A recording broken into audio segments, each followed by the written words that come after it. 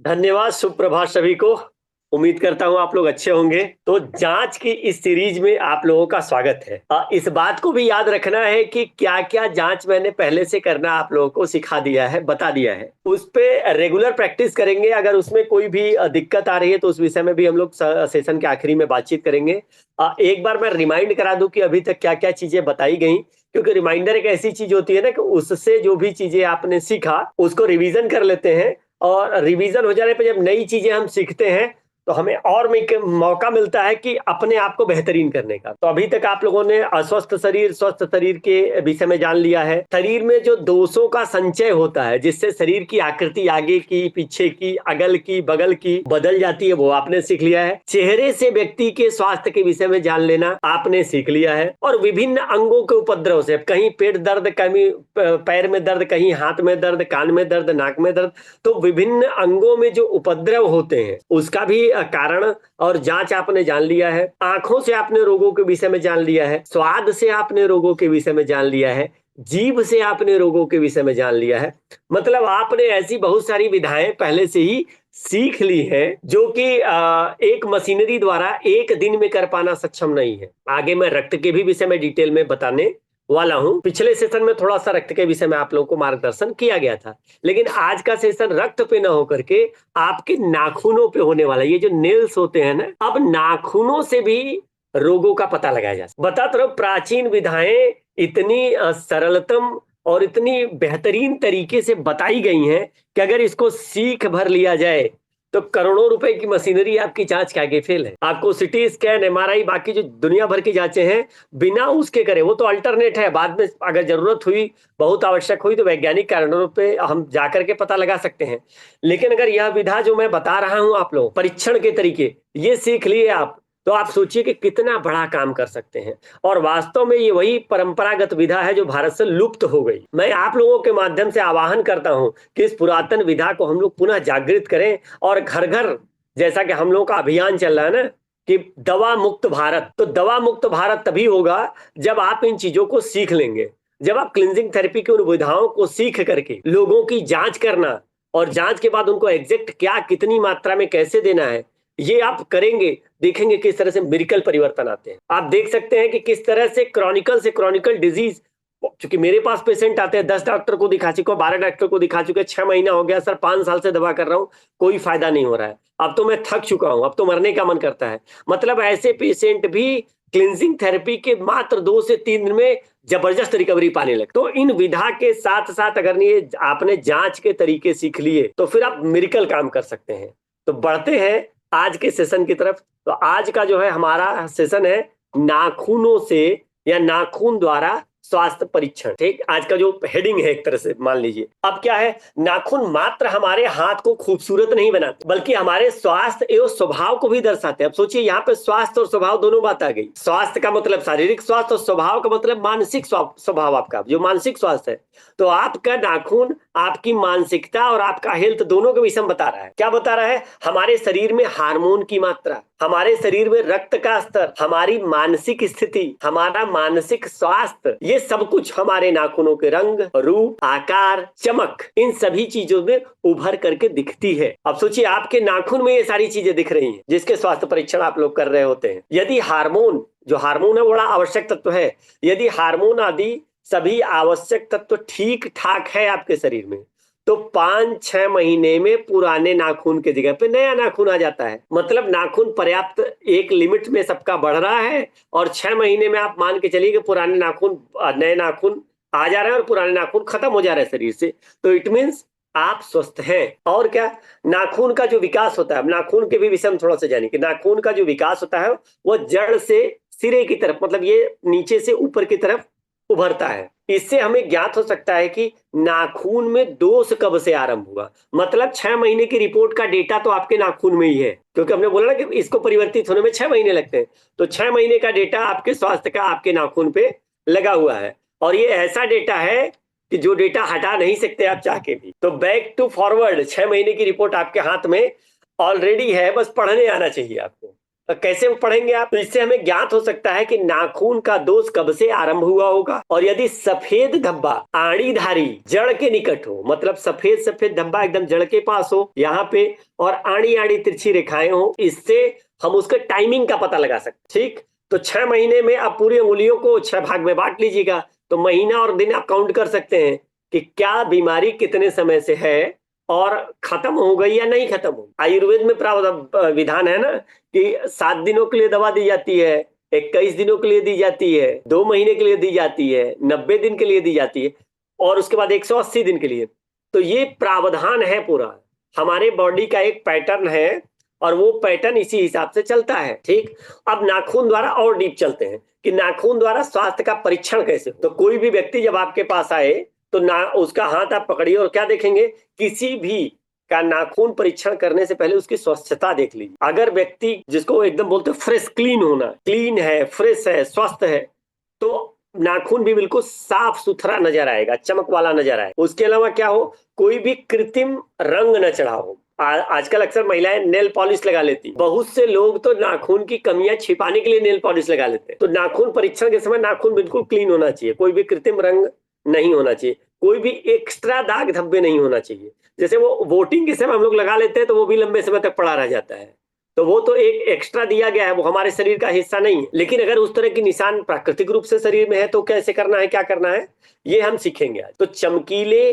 गुलाबी आभायुक्त नाखून अच्छे स्वास्थ्य के प्रतीक हैं। कुछ लोगों के नाखून देखने में अच्छे लगते हैं, हाथ और कलाइयां देखने में अच्छी लगती, सिर्फ अच्छे लगते हैं। तो जिसके में इस तरह का हो तो इट मीन्स वो व्यक्ति स्वस्थ है, उसके नाखून अच्छे हैं, वो स्वस्थ है। अब नाखून सोचिए आपके स्वास्थ्य के एक एक गुण को बता रहा है। और अब चलते एक एक बेसिक समझते हैं कि नाखून किसका कैसा है। अब कुछ लोगों का आप देखेंगे कि बड़ा कमजोर सा नाखून होता है, ये वाला हिस्सा बड़ा कमजोर सा होगा, पतले से नाखून निकलते हैं और टूट जाते हैं, बिल्कुल सफेद सफेद होगा, मतलब ये वाला लेयर सफेद हुआ, ये वाला लेयर सफेद हुआ, उसके बाद वाला जो है कि हल्का लालिमा लिए, फिर व्हाइटनेस लिए। और अगर ये व्हाइटनेस बहुत ज्यादा हो, मैं एक एग्जांपल के रूप में बता रहा हूं, अगर किसी का नाखून बहुत ज्यादा सफेद सफेद श्वेत कलर का हो तो आप जान लीजिए कि यह व्यक्ति के भीतर खून की कमी है और हृदय रोगी है। अब खून का संबंध आपके हृदय से है, इस बात को जान लीजिए। अगर पेशेंट एनीमिक है तो एनीमिक का मतलब केवल एनीमिया ही नहीं है, उसके हार्ट पे भी दिक्कत हो सकती है। तो सफेद नाखून वाला व्यक्ति दिख जाए, जिसकी नाखून बहुत पतली सी निकल रही हो और हल फट जाती हो, बढ़ते ही टूट जाती हो तुरंत, तो ऐसे व्यक्ति में खून की कमी होती है। सफेद जिनका नाखून ज्यादा होगा वो खून की कमी से युक्त होगा व्यक्ति, कि इस व्यक्ति के भीतर खून की कमी है। अब आप लोग अपने अपने नाखून भी परीक्षण कर सकते हैं और अपनों के भी नाखून देख सकते हैं, क्योंकि ये सारा प्रैक्टिकल का विषय है और जितना ज्यादा प्रैक्टिकल उतना ज्यादा आनंद आप करेंगे इसमें। अब दूसरे तरह के नाखून पे आता हूँ, नाखून पे सफेद धब्बे होने। अब जो नाखून है, आजकल तो नेल पॉलिश भी धब्बे वाला चल दिया है, वो महिलाएं लगाती हैं, वो अलग अलग तरह के डिजाइन कर लेते। तो डिजाइन नहीं, नाखून पे आपके सफेद सफेद धब्बे हो, बिल्कुल मेरा एकदम क्लीन दिख रहा है, ठीक, तो जिनके पे सफेद सफेद व्हाइट स्पॉट हो और एक जगह नहीं कई जगह पे हो, तो ऐसे व्यक्ति मानसिक तनाव वाले और स्नायु मंडल की कमजोरी वाले होते हैं। ये लिख सकते हैं आप लोग, मानसिक तनाव वाले और स्नायु की कमजोरी वाले होते हैं, जिनके नाखून पे सफेद सफेद स्पॉट कई जगह पे हो। अब कुछ लोग बोलेंगे सर सफेद वाला तो नहीं है, काला वाला दिख रहा है, तो काला वाले भी क्या है। अब काले वाले की पहचान कर लीजिए कि जिनके नाखून पे सफेद की जगह काले स्पॉट होते हैं, तो शारीरिक शक्ति उनकी कम होती है, वो जल्दी जल्दी बीमार पड़ते हैं और उनकी पकड़ कमजोर होती है। ऐसे लोगों के हाथ की ताकत आप चेक करिएगा तो ताकत उनके हाथ की नॉर्मल से कम मिलेगी। पहचान क्या है, नाखून पे जहां जहां सफेद धब्बे थे वहां पे काले धब्बे होंगे या एक सिरा उनका काला पकड़े हुए हो। अब कभी आप पता चला दरवाजा में उंगली डाल दिए हैं और दबने से काला हो गया, तो वो वाला नहीं, जो नेचुरली रूप से प्रदर्शित हो रहा है वो, ठीक। तो काले धब्बे से आप एक नाखून के विषय में जान सकते हैं। और काले के साथ साथ कुछ लोगों में काले और पीले दो तरह के धब्बे होते हैं, मतलब कुछ काला होगा और फिर उसके आगे या पीछे का भाग पीला होगा। ऐसा नाखून उन्हीं लोगों का होता है जो किसी असाध्य बीमारी से ग्रसित होते हैं, जिनको कोई भयंकर क्रॉनिकल डिजीज पकड़ लेता है। ऐसे लोगों के नाखून में इस तरह के स्पॉट बनते हैं। अब एक पेशेंट आए, दिखने में बाहर से स्वस्थ दिख रहा हो आप, लेकिन नाखून आपने उसका चेक किया तो नाखून पे आपने ये देख लिया कि कालापन लिए और पीलापन लिए इसके नाखून में है। इट मीन्स इस व्यक्ति को बता भले नहीं रहा है, लेकिन कुछ ऐसा रोग है जो असाध्य है, लंबे समय और वो दवा से नहीं हो पा है, तो ऐसे व्यक्ति का नाखून बता देता है कि कुछ तो गड़बड़ है। ठीक, तो काला और पीलापन अगर स्पॉट हो तो असाध्य रोग है। और उसके बाद बीच में उठे हुए नाखून। अब कुछ लोगों के नाखून ऐसे होते हैं कि अब पूरा शेप तो ठीक होगा, लेकिन बीच में वो जैसे सड़क पे ब्रेकर नहीं होता है, वैसे टाइप का बन जाता है। किसी किसी के नाखून में होता है ऐसा, है ना? तो ब्रेकर तो एक अलग है, एक जगह बनता है, वो नाखून का शेप ही ऐसा रहेगा ना कि बीच में उठा हुआ हो। तो जिनका भी बीच में उठा हुआ नाखून है, अच्छा, हम में आप में भी कभी कभी हो सकता है कि अभी तो नाखून ठीक दिख रहा है, कभी बीच में उड़ जाए, फिर 4-6 महीने के बाद वो अपने से सही हो जाए। तो जब नाखून का बीच का हिस्सा उठा हुआ रहता है, तो ऐसे लोगों में लीवर की समस्या हो, उनके जो लीवर है वो कमजोर होते हैं, और लीवर कमजोर हुआ तो बाकी सारे ऑर्गन को आपके कमजोर करेगा। और क्या हो सकता है अगर इस तरह का हुआ, तो व्यक्ति के लीवर में सूजन हो सकता। अब सोचिए, लीवर में भीतर समस्या हो रही है और नाखून पे आपके इंडिकेट हो रहा है, तो आपके ये जो 10 नाखून है, इन 10 में से कोई ना कोई एक जो नाखून है वो इस तरह के शेप में आ जाएगा। और इस तरह के शेप में आने का मतलब है वह इंडिकेट कर रहा है कि समस्या लीवर में है। अब सोचिए, बॉडी कितने तरह की भाषाओं से आपको अपने भीतर की बातें बताना चाह रही है, आप न जानो तो कमी किसकी। तो इसलिए अपने बॉडी लैंग्वेज को पढ़ने सीखना है। और क्या करना है, कैसे होगा? चलिए, अब सब कुछ तो अच्छा चल रहा है सर, लेकिन थोड़ा सा भी नाखून बढ़ जाता है तो ये बीच से यहाँ से टूट जाता है, काटने से पहले ही वो क्रैक हो जाता है, और पता चला कहीं ट्रेवल के समय क्रैक हो गया तो वहां तो काटने वाला मिला नहीं, या तो दांत लगाना पड़े, और नहीं तो खींचेंगे तो और घाव हो सकता है। तो अगर इस तरह से नाखून किसी का टूट रहा हो, चाहे किसी बच्चे का, किसी माताओं बहनों का, किसी पुरुष का, या किसी का भी, तो ये जान लीजिए कि उनके भीतर कैल्शियम की कमी। और क्या कमी है? चिकनाई की, वसा की कमी। तो कैल्शियम और वसा की जिनके भीतर कमी रहती है, तो नाखून से आप पता कर सकते हैं कि अगर नाखून बिल्कुल हल्का वाला नाखून है और वो थोड़े से प्रयास से ही टूट जा रहा है, तो इट मीन्स कैल्शियम की और चिकनाई की शरीर में कमी है। और आपने देखा होगा कुछ लोगों के नाखून तो निकलते ही नहीं है, वो धसे टाइप के रहते हैं, वो थोड़ा सा भी बढ़ना नहीं चाहते हैं, है ना? कुछ लोग बहुत तेजी से बढ़ते हैं, कुछ लोग के नाखून बढ़ेंगे ही नहीं, वो एकदम अड़े रहते हैं, और हल्का सा भी बढ़ेंगे तो वहीं से टूट के खत्म हो जाते हैं। या कुछ लोग मुंह में डाले रहते हैं हमेशा नाखून, वो जरा सा बढ़ेगा या नहीं कि दांत पे अपना लगाए रहेंगे लगातार। तो ऐसे लोग जो है लगातार बीमार वाले रहते हैं। जब बीमारी कोई रहती है तो आपका नाखून का जो विकास करने का गति है वो स्टॉप कर जाता है। तो वो नाखून होगा क्या? एकदम दुबला पतला, बिल्कुल चिपका हुआ रहेगा, बढ़ेगा भी नहीं, और बढ़ेगा भी तो इतना पतला बढ़ेगा कि वो टूट जाएगा, खत्म हो जाएगा। तो ऐसे लोगों के नाखून बिल्कुल चिपके रहते, निकले नहीं रहते। तो जो लंबे समय से बीमार है, बार बार बीमार पड़ते हैं, ये उसका लक्षण है। और उसके बाद नाखूनों पे लंबी लंबी रेखाएं, मतलब भीतर से बाहर की तरफ लंबी लंबी अगर रेखाएं दिख रही हैं, रेखाएं दिखना अलग है, उभार वाली जो स्लॉट्स बन रहे हैं वो अलग है। तो अगर रेखाएं दिख रही हैं केवल, तो ऐसे लोग मानसिक कार्य की अधिकता वाले होते हैं, जो ज्यादा मेंटल वर्क करते हैं, ज्यादा ब्रेन लगा के काम करते हैं, दिमाग वाले काम में ज्यादा इन्वॉल्व होते हैं, तो उनके हाथ में लंबी लंबी व्हाइटनेस रेखाएं बनती हैं। ठीक, और आ जाइए, नाखून के नीचे हल्का नीलापन लिए हो, जैसे लाल हो गया, पीला हो गया, काला हो गया, नीलापन लिए हुए, और उसके बाद नाखून पे धब्बे पड़ जाते, नीलापन लिए हो और धब्बे पड़ जाते हो, तो ऐसा व्यक्ति एलर्जेटिक होता है। अब किसी को एलर्जी है, आज वो पूरी तैयारी करके आया है, पता नहीं चल रहा आपको एलर्जी है, लेकिन नाखून देखेंगे, अगर नाखून पे इस तरह का स्लॉट्स बना हुआ दिखा, हल्का नीलापन दिखा, या कुछ भद्दापन दिखा नाखून, जैसे होता है ना हमारी हाथ कभी कभी स्किन चमड़ी छोड़ती है, तो इसी तरह के नाखून के ऊपर भी अगर दिखा आपको, तो यह जान लीजिए कि ये व्यक्ति एलर्जिकल व्यक्ति है और बार बार ये सर्दी जुकाम से पीड़ित होता है। ठीक, तो एक तो हमने बताया सफेद सफेद वो पड़ेगा जिसमें बुद्धि का बहुत ज्यादा इस्तेमाल करा है। अब लेकिन वही सफेद सफेद स्लॉट बन रहे हैं, लेकिन उबड़ खाबड़ बन रहे हैं, ब्रेकर टाइप वाले बन रहे हैं। जैसे आजकल वो सफेद वाले ब्रेकर होते हैं ना, वो नहीं बनाया जाता, व्हाइट वाला केवल स्लॉट लगा दिया जाता है। तो ऐसा अगर किसी व्यक्ति के नाखून पे बन रहा है, अंगूठे पे बन रहा है, तो ऐसे व्यक्ति को अपने आंख पे ध्यान देने की जरूरत, क्योंकि बहुधा विटामिन ए की जब कमी होती है, या आंख के पीछे की जो नस नाड़ियां होती है वो जब सूख रही होती हैं, तो उसका इंडिकेशन आपके नाखून पे नजर आता है। जब नाखून ऐसे व्यक्ति का आप टच करेंगे तो आपको स्मूथनेस नजर नहीं आएगी, हल्का सा उभार उबड़ खाबड़ टाइप का दिखेगा, और ऐसा नाखून दिख रहा है, तो इट मीन्स व्यक्ति को विटामिन ए लेने की जरूरत है, उसको उसके आंख पे ध्यान देने की जरूरत है, क्योंकि कुछ चीजें हैं जो आंखों पे असर कर रही हैं। ठीक, मैं उम्मीद करता हूं आप सभी लोग इस तरह सभी तरह के नाखून आप लोगों ने देखे होंगे अलग अलग लोगों के। पास। और बताता हूँ, किसी किसी का नाखून आप देखते हैं, चाहे पैर का हो या हाथ का हो, ये दोनों साइड, दोनों अलग अलग जो हिस्सा होता है ना, यहाँ पे धंस जाता है, बढ़ता है तो धंस जाता है। ये मैंने बुजुर्गों में ज्यादातर देखा है, युवाओं में तो कम होता है, बुजुर्गों में मैंने ज्यादा देखा है। तो जो भी नाखून ये धंस जा रहा है, ये धंसना आपको बता रहा है कि फेफड़े में दिक्कत है। और ध्यान नाखून पे नहीं, फेफड़े पे देने की जरूरत है, क्योंकि जब फेफड़े में समस्या होती है तो जो नाखून का अंतिम सिरा है वो खुद में धंसने लगता है।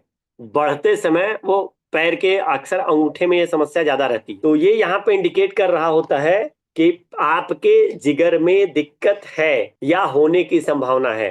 तो इस नाखून के इंडिकेशन को पहचानिए। केवल नाड़ी देख के ही रोगों का पता नहीं लगाया जा सकता।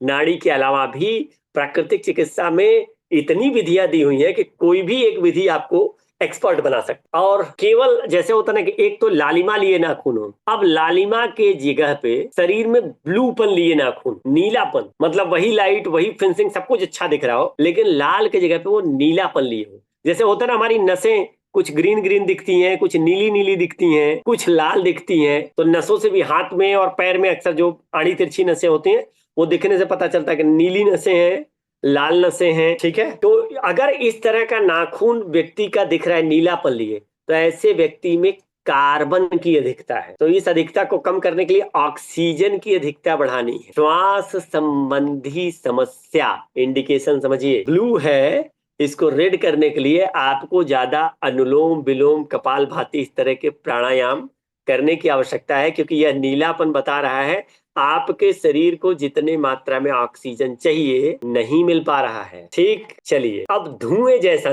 नाखून पे धुएं जैसा जब धब्बा बन रहा हो, तो अब जो व्यक्ति स्मोकिंग ज्यादा करते, धूम्रपान ज्यादा करते, ऐसे व्यक्तियों के नाखून पे बादलों जैसी आकृति होने लगे। तो अब व्यक्ति साफ सुथरा स्वच्छ तो दिख रहा हो, लेकिन स्मोकर हो तो नाखून से आप पकड़ लेंगे कि व्यक्ति धूम्रपान करता है और अधिक मात्रा में कर रहा है। ये सारे इंडिकेशन है।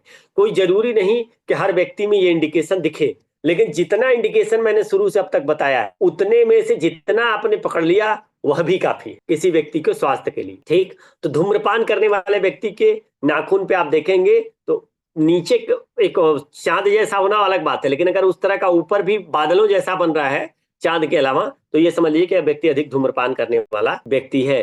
इसके अलावा अब नाली युक्त, अब मैंने तो पहले बताया था उभार युक्त, जैसे ब्रेकर टाइप का उभार। अब उभार के जगह पे कभी कभी होता है नाली बन जाती है, मतलब अंगूठा या अंगुलियों का जो है वो नाखून का सिर्फ बीच से दबा हुआ और कोने कोने उभरा हो, ऐसा नाखून है तो क्या हो सकता। अब बीच में दबा हुआ और साइड साइड में उभरा हुआ जो नाखून है, यह बड़ी आंत में सूजन, कोलेटिस जिसको बोलते हैं, बड़ी आंत में सूजन, कोलेटिस जिसको बोलते हैं, तो नाली टाइप का आपके नाखून पे बनेगा। तो किसी के भी नाखून में अगर नाली टाइप का बन रहा है और उसको अंदाजा नहीं है, तो आप उसके नाखून को देख करके, टच करके आप बता सकते हैं कि ये व्यक्ति को कोलाइटिस या आंत में सूजन है। ठीक है, चलिए, इसके अलावा चम्मच की तरह नाखून। अब नाली वाला शेप तो आपने पकड़ लिया, अब नाली वाले शेप में भी डिजाइन आ गई है। अगर वो चम्मच की तरह केवल बीच में दबा हुआ है, जैसे चम्मच होता है ना, चारों तरफ उठा रहता है और बीच में दबा रहता है, अब बीच में दबा हुआ वाला मिल गया, तो ऐसे व्यक्ति चर्म रोग, थायराइड, थायराइड जो ग्लैंड होता है जब वो सिकुड़ती है तो नाखून चम्मच जैसा बनने लगता, और सुजाक, इस तरह की समस्याओं से पीड़ित व्यक्ति का जो नाखून का शेप होता है वो इस तरह का हो जाता है। ठीक, अब किसी किसी का नाखून होता है मोटा हो जाता है और सफेद सफेद, दसों में से नहीं, केवल एक या दो नाखून होता है ऐसा। ठीक, तो सफेद सफेद भुरभुरा कुछ निकलता है उसमें और उठा हुआ हो जाता है, आगे का मोटा हो जाता है। तो ऐसे नाखून फंगस के कारण होते हैं। अब सोचिए फंगस कितना खतरनाक है, किस रूप में है। एक अंगुली को पकड़ लिया तो जल्दी छोड़ता नहीं है, हालांकि ये जल्दी फैलता भी नहीं है, लेकिन यह फंगस है एक तरह, और किसी नाखून को भद्दा कर देता है। 20 में से कोई एक अंगुलियां हाथ की या पैर की हो जाएंगी तो वो मोटा हो जाएगा नाखून, जरूरत से ज्यादा मोटा हो जाता है, और फिर काटने पे वो भुरभुरा भुरभुरा उसमें से निकलता। तो ऐसा नाखून जो है वो फंगस की वजह से है। और जिनको भी इस तरह की फंगस हुई तो उनके लिए अलर्ट है अधरंग लकवा का। तो जिनके भी हाथों पैरों में इस तरह के मोटे नाखून दिख रहे हो, भुरभुरापन आ रहा हो, तो ये प्री अलर्ट है। ऐसे व्यक्ति को लकवे लगने की संभावना, हवा लगने की संभावना ज्यादा रहती है।